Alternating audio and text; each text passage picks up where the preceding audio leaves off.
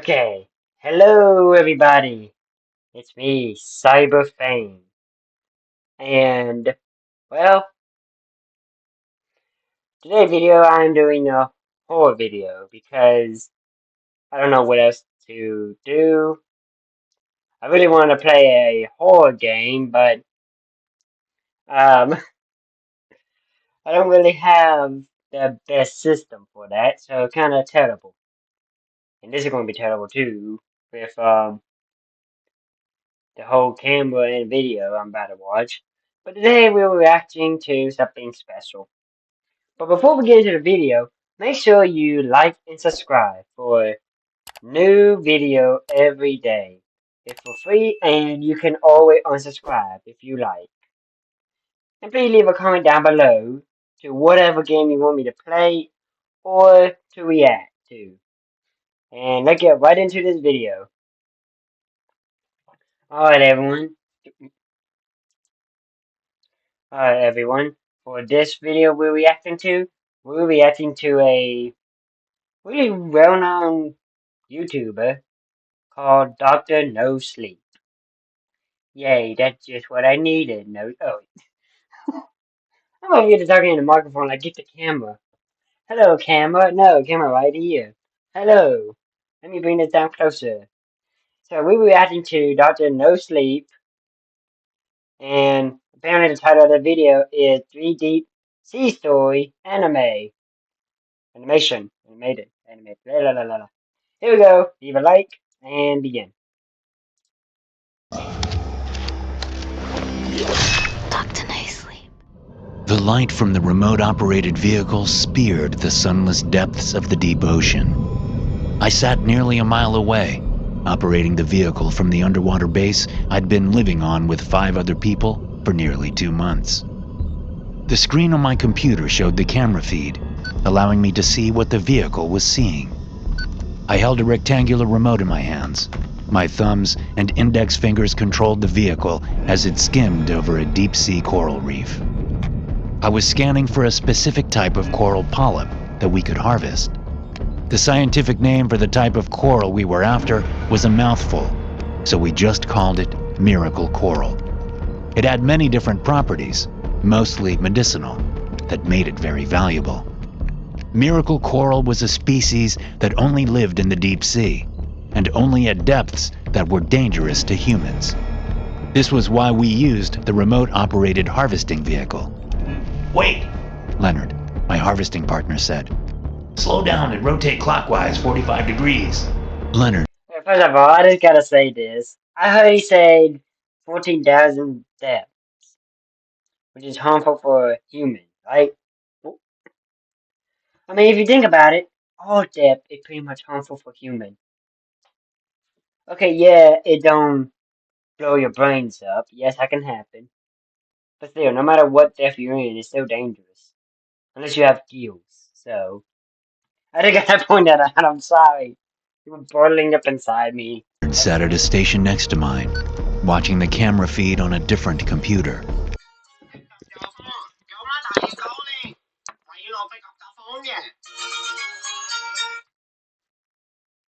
Hello. Hi. Oh my word. Oh, okay, the video hadn't started. I'm not scared of the video.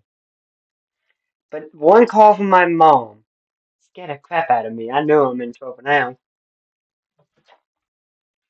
Stupid bug. So you know what? Let's continue. If that scared me, I can't wait till this video scare me. His job was to look out for miracle coral while I concentrated on controlling the vehicle. But we often made it a game to see who could spot some of the spiky coral first. I stopped the vehicle and turned it 45 degrees, but didn't see anything other than an irregular forest of other deep-sea coral species. Little bits of marine snow fell through the powerful beam of light, a mixture of dead organisms, feces, and silt. Rotate clockwise a little more, Leonard said. I did, flinching in my seat as a large and gruesome-looking creature came into view, floating just a few feet from the vehicle. Good. Oh my word. Now I understand why my friend's scared now. Yeah, no clue. Me and my friend been talking about the ocean, and my friend keep bringing up this shark squid. And I'm like, what the heck is a shark squid? I know shark tornado. I know the megalodon. I know every other shark except for shark squid. Now I know why he's scared of shark squid. Good lord! Yes. Leonard said, laughing. Scared the hell out of me. The thing faintly resembled a shark, but it wasn't like one I'd ever seen before. What the hell is that thing? I asked. I think it's a goblin shark, Leonard said, voice uncertain. but maybe Look like not. one. It has like tentacles coming out of its back or something. The creature had a blade-shaped snout that extended out far over its mouth, Ugly which was looking lined thing. with a mess of needle-like teeth. It almost looked like a shark mixed with an alligator. Its head was turned slightly, allowing one of its black eyes to gaze at the camera with predatory interest. Since it was head-on toward the camera, I could just barely see what appeared to be a half-dozen thin, transparent tentacles waving in the unseen currents near its tail. Goblin sharks have tentacles? I asked. No. Leonard said. Maybe some other creature has Big latched onto it or something. I don't know. But look underneath it. I turned my gaze to the area directly underneath the sea creature and saw a patch of miracle coral. It's almost like he's protecting it or something. Leonard said. After a moment, the creature thrashed in the water, prompting me to back the vehicle off a bit. What's it doing? I asked. I don't know. Leonard said as it continued to thrash. A cloud of gray liquid suddenly emerged from the creature's belly near its tail. The milky liquid floated down toward the coral. The creature thrashed a few more times and then swam away quickly, allowing me only a brief glimpse of the tentacles. They looked to be part of its body. Did it just piss on our coral? Leonard asked. I looked over at him. Either he pissed on it or... What does goblin shark look like? We both had a good laugh at that, and then got to work harvesting the coral with the arms on the vehicle. We weren't about to let whatever the creature had done stop us from collecting. No. If we beat our quota, we'd get a sizable bonus once we arrived back on dry land. Nope. After an hour of delicate work that would allow the I miracle know coral what- to grow I back know. eventually, An we A&A. marked the coordinates on our map, and then I steered the vehicle back to the base. All in it. Once the vehicle was in the loading dock with the door closed, I radioed the lab to hand things off to the scientist on shift. Hey Becky, got a load for you. I said. Everyone gonna die. She said. I'll get it in a minute. Thank you, John. Sure thing. Just, be careful. We think a goblin shark peed on it. I couldn't help myself. Before I even finished the sentence, I burst into laughter. Becky chuckled over the radio. Is that so? I wonder if goblin shark pee has any medicinal value. I'll leave that for you to determine. Gee, thanks, she said before signing off. I pushed back from my desk. How about some food? I asked Leonard. He looked at his watch. It is about lunchtime. We headed off to the tiny cafeteria to get some grub, not knowing that it would be our last meal before everything went to hell. Okay. That's not a good sign. After lunch, I had a few minutes to spare, so I looked up goblin sharks on my company tablet. Sure enough, the creature we'd seen closely resembled a goblin shark, but there was no mention of those sharks ever having tentacles growing out of them. The button is back. Can't ignore it. Too much swag. Oh yeah. I wondered if we'd seen a new species. It wouldn't have been a big surprise. The deep sea was home to many creatures humankind knew next to nothing about. We'd only Nice. just discovered the benefits of miracle coral, and some estimates put the number of deep sea species at more than 10 million. Luckily, we recorded all our harvesting trips. We could flag the footage with the creature in it and send it to some scientists who would figure out whether it was an undiscovered species or not. All that was way above my pay grade. Leonard and I finished the day without any more luck. No more miracle coral. That was how most days went, after all. The stuff was rare. I guessed all the good stuff was. After we shut down for the day, and were headed past the lab, we decided to stop and see if Becky wanted to join us for a VR game in the lounge. Oh no. We came to the lab door, which had a thick pane of glass in it. Hold up. Oh heck no, I see her lunch over. She is dead. With a capital D. She is dead with a capital D. I can always tell y'all. Computer dying. But look at this, y'all. Look at this. She is dead. I mean, I'm calling it. She dead. And looked through to see Becky standing with her back to us. Never mind. Her head was tilted down to look at something on her workbench. I raised a fist and banged Put that wrong on my forehead right now. I am wrong. It would stay that way. on the door. Us lowly harvesters didn't have access to the lab. Still, Becky made no move. Must be engrossed in Becky, something, turn around. Leonard said. Yeah. I replied, shrugging off a bad feeling that suddenly came to me. We headed off down the hall to the lounge, finding that Sarah, one of the technicians, was already there, getting ready to blow off some steam in virtual reality. Oh. Our favorite was mini golf, because Okay, I'm gone after they say that. I'm gone. Why mini golf? Play some Five Nights at Freddy's. Help Wanted. Play Help Wanted too. All these games y'all could play. Mini golf.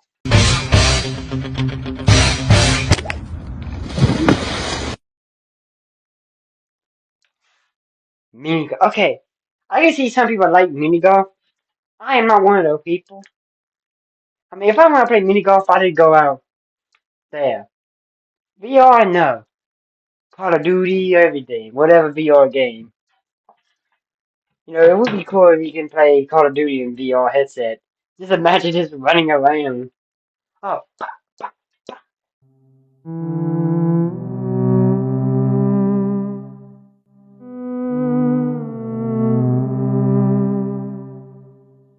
What? What? imagine playing zombie in Call of Duty. Dog! If it did that, I would gladly play it.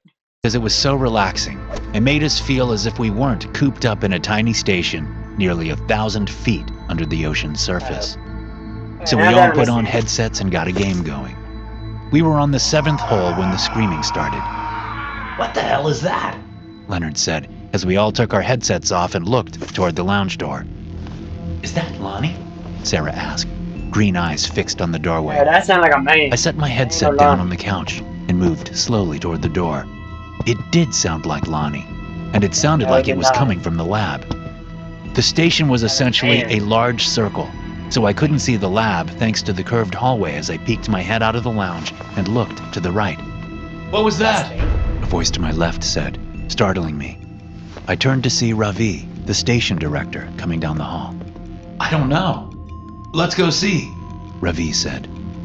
The four of us moved down the hall toward the lab. Ravi and me.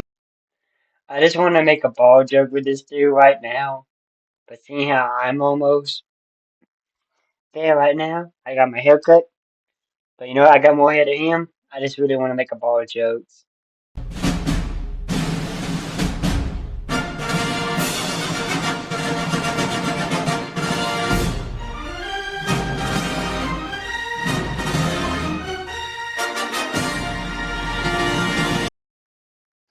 I just really want to. In the lead, Leonard and Sarah following behind. You look like As we Baldy. brought the lab into view, we saw Lonnie on the floor, still wearing his lab coat. Oh my god! Ravi said. Lonnie's face was a mess of blood and bone, like his head had been shoved into a huge blender. What the f? Sarah screamed.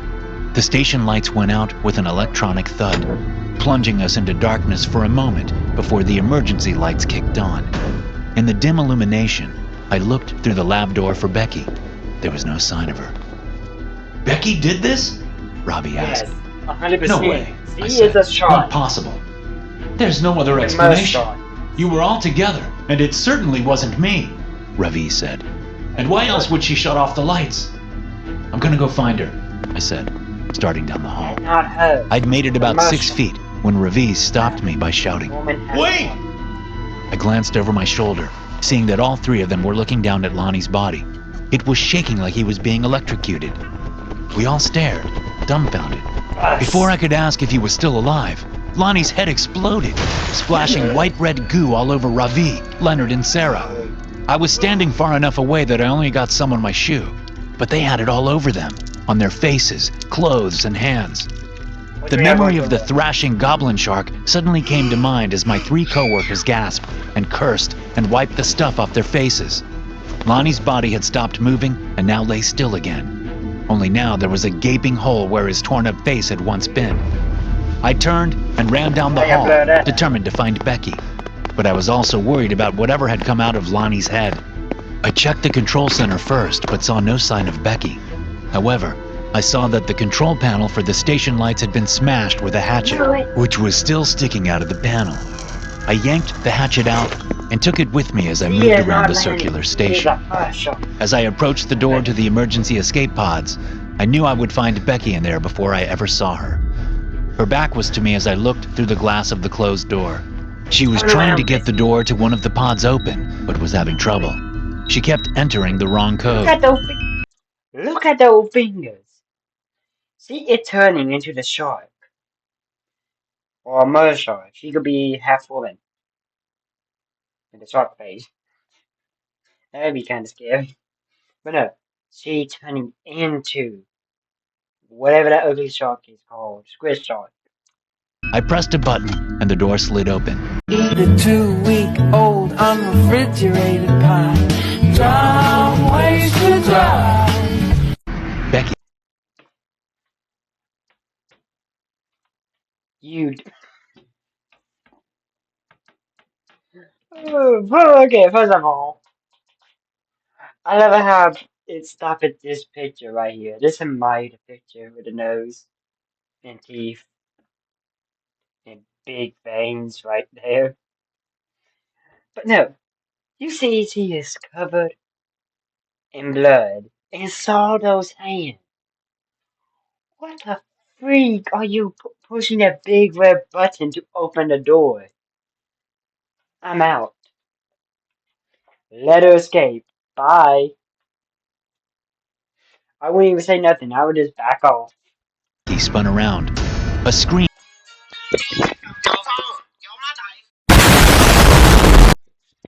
tore from my throat at the sight of her face.